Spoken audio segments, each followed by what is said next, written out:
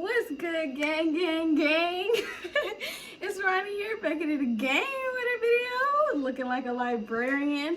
I have all my stuff written down in my nasty little handwriting. So, your girl's been missing for like 2 weeks. Y'all, okay, so here's the problem. When y'all don't give me like video requests and I don't have any ideas, I just don't post. Because at that point, I don't know what to post. And I like to make sure that my content is quality content. I don't want to just be up here talking and running my mouth. I was going to start doing more vlogs, but there's a lot of pollen outside, which I'm allergic to. So I don't want to be out in that. So I haven't really been going out the house for real. But I thought maybe I would start doing like house vlogs and stuff. I don't know, y'all. But anyway, as you can see from the title, we're doing 5 things that damage locks. Your girl is back with the lock videos. So we're just gonna jump right into it. I'm looking at my handwriting and I'm trying to figure out what some of it says, honestly. But anyway, let's get started. So the first thing, I just want to say one more thing. I just hit 2 years with my locks on March 24th. So your girl is finally at 2 years. I wanted to do a 2-year like type video, but I don't know what to do it on. So if you guys have any requests on like what I should do the 2-year thing on, then yeah. Also, I wanted to say that my room is finally clean after months of it being filthy. But anyway, let's get to the point. I'm sorry. All right, so the first thing that damages locks is the excessive dye, which is a given. Whether you have locks or regular hair, excessive dye is just not good. I've said this like so many times, but I always try to remember there's a lot of people who are not subscribers who have not seen my videos before, so I kind of want to just repeat a couple things sometimes that I've already said, just to make sure that like everybody knows. All right, so with regular hair, dye is bad, but with locks, dye is extremely detrimental. So what I mean by that is, I always say that locks are a foundation. So each lock is a foundation, all right? Regular hair is not a foundation. This is a foundation in the way that it's one solid thing, you know? If this part gets thin, the whole thing can just, it's done. You get what I'm saying? So when you dye this foundation, the lock, I'm trying to get it together.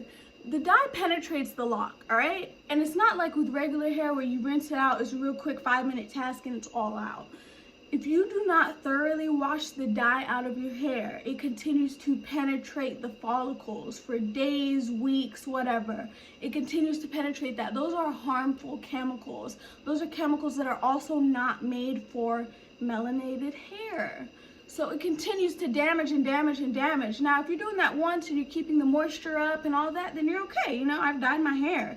I keep it moisturized. But if you're doing that, you're not moisturizing your hair, you're doing all these different things, obviously it's going to damage your locks. Once locks are damaged, it's very difficult to revive them to what they are. That's why a lot of people resort to combining the locks or turning them into wigs, things like that, or just starting over. Because it's hard to come back from a damaged foundation, you know? If the whole floor comes up, you kind of have to rebuild the whole floor. You know, you can't just fix one piece. So you get what I'm saying. The next thing is the excessive styling. And I know this is actually a contradicting thing. Not contradicting. It's something that's like a big argument in the lock community. All right, so some people think that, you know, like with regular hair, when you do the styling like box braids and stuff, it helps it grow.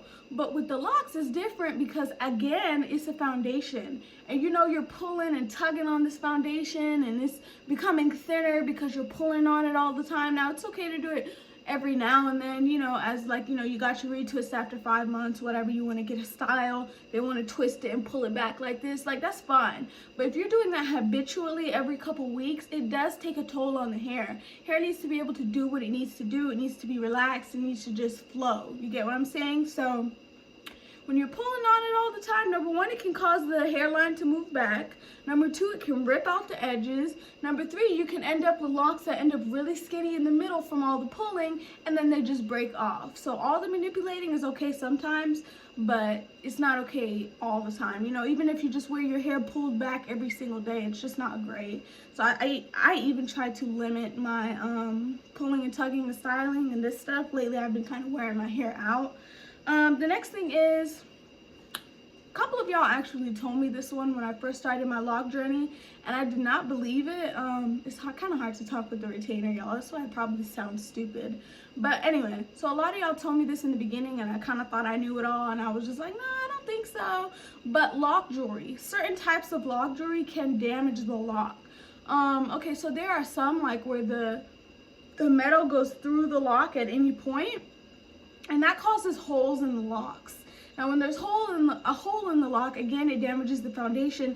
As the lock grows down, it gets weaker and weaker and weaker until eventually it falls out or it just becomes very weak. So lock jewelry is fine if you're using types that are specifically made for locks, but if you're using like, you know, the types of metals that you clasp around it and it tugs, and when you take it out it rips pieces of your hair, things like that, which are just obviously damaging. The next thing is getting retwists too often. So I know for like sisterlocs, the retwist time is for like 8 weeks. You retwist every 8 to 10 weeks or something like that. However, for traditional locks, they require, I'm not saying 8 weeks is a long time, but a lot of people retwist their locks every week. I've seen people that retwist them every couple days. I've seen people that retwist them every 2 weeks. And personally, I think that that is too often. Again, these are my tips. These are things that I know are not good for my hair. Now, if you have some extremely divergent hair that's just unbreakable, then disregard these tips, for real. But anyway, so the retwisting, the locks are a freeing hairstyle. Locks are the type of style that you do and you leave them alone. It's for people who are not constantly obsessed with their hair, etc. So when you're constantly retwisting it every 2 weeks, every 3 weeks, 3 weeks is not that bad, every 2 weeks, then it's pulling up here. You know, as you're doing them, you're kind of separating the hairs, so you're pulling hairs apart. So too often is really not that good. It's not even good to just be doing like this all day to your hair, you know? Hair needs time to just do its thing. That's why I always say locks are a freestyle. They gotta do what they gotta do, you know? And you can't expect your locks to look neat every day. That's just not the point of locks. If I sound wrong, correct me in the comments. And the last thing, which is all really like everybody knows this one, no moisture. Hair requires moisture, especially melanated hair. It requires oil, it requires water, it requires creams, moisture, just moisture, okay? So if you're not giving it any moisture, it becomes like a desert. It becomes really dry and it breaks off. Now, combining that with dyed hair and no moisture, it's just a really bad combination. But of course, you need to moisturize your hair. If you're using oil, you need to seal it in with water. If you're using creams, you need to limit that, not trying to make it too much because it causes a lot of buildup. Yeah. So those are my 5 tips on how to prevent breakage and the 5 things that do cause breakage. Please leave video requests. Tell me what y'all want to see. Like, comment, and subscribe. And I miss y'all. Your girl is out. Bye.